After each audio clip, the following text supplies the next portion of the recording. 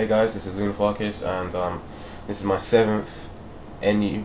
Well, this is my seventh battle. It's an NU battle against Anamatic from Team Equinox forums.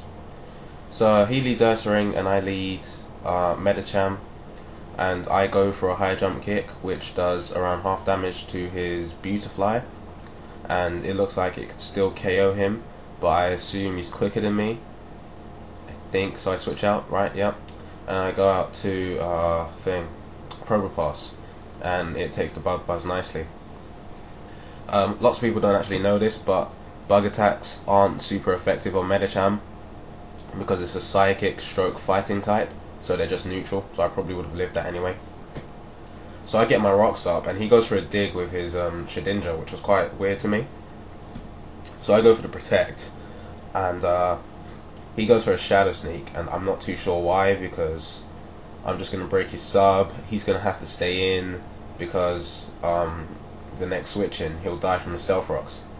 So he goes for another shadow sneak, and I just take this opportunity to wish up because there's nothing that Shedinja is really going to be doing to me. So he just goes for an X scissor, and I take him down with a flamethrower, and obviously next turn going to get the wish. So that was a pretty decent couple of turns. So I think here, yeah, he goes out to his Spotlight Pokemon, I assume, because, you know, people name their Spotlight Pokemon after themselves. So I protect just to see what he's going to do, and he goes for an Earthquake. I predicted he would, but I just had to be sure. So I go out to Whiscash because he will take the Earthquake nicely. And I think I go for Stone Edge here. Right, yeah. I go for Stone Edge, but I miss. It doesn't really matter. I probably should have just gone for a Toxic because it just would have been more viable. He goes for a Gunk Shot. I don't know if that's common on what do you call these things? Slackings. But he gets a Toxic on me. Well, he gets Poison Hacks, and I go for a Toxic and get it on him. So the thing you have to do with Slackings is just, you know, strategize. Because they slack off every other turn, you can just use that to your advantage.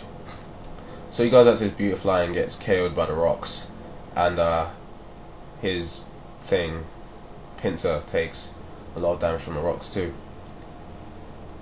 I don't know why I switched out there. I don't know why.